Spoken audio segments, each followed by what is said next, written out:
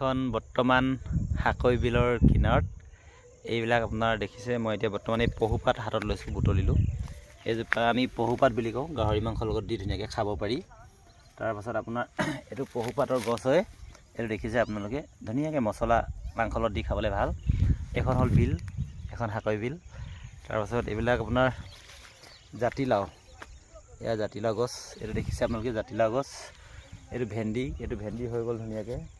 এইখিনি চাং পতা ভোল দিয়া আছে, খলি মাৰি মাৰি। এখন হাকৈ বিলৰ কিনাৰতে ভোল আছে, ভোল লগোৱা হৈছে। এতিয়া বগা বৰী গছবোৰত চবৰ গুৰিতে ভোল দিয়া আছে ধুনীয়াকৈ। এইটো দাংবডি, এখন দাংবডি চাং পতা হৈছে, আপোনালোকে দেখিছে। এই দুজন মানুহ কাম কৰি আছে।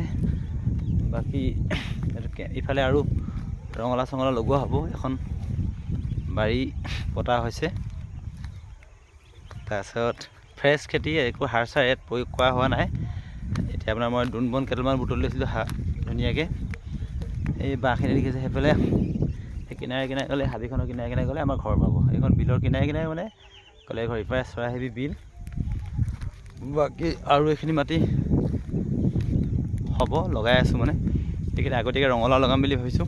ৰঙালাও, গোমধান, তেনেকুৱা ধৰণৰ বস্তু। ভেন্দিটো লাগিছে মানে, এতিয়া কলি মাৰিব লাহেকৈ, কোমৰা হৈছে, বন উঠিছে। ইয়াত প্ৰায় এইখিনি মাটিখিনি গোটেইখিনি দেখিছে আপোনালোকে, নীলা জীৱন চুচি থোৱা আছে। এইখিনি আগতীয়াকৈ খেতি কৰিম। এতিয়া নীলা জীৱন ভৰপূৰ হৈ আছিলে, মানে জ্বলাব লাগিব। লাহে লাহে জ্বলাম আৰু বিহুৰ পাছৰ পৰা আৰম্ভ কৰিম খেতি। সেইখিনি লগাম মানে, বেলেগকৈ এক্সট্ৰাকৈ হ'ব।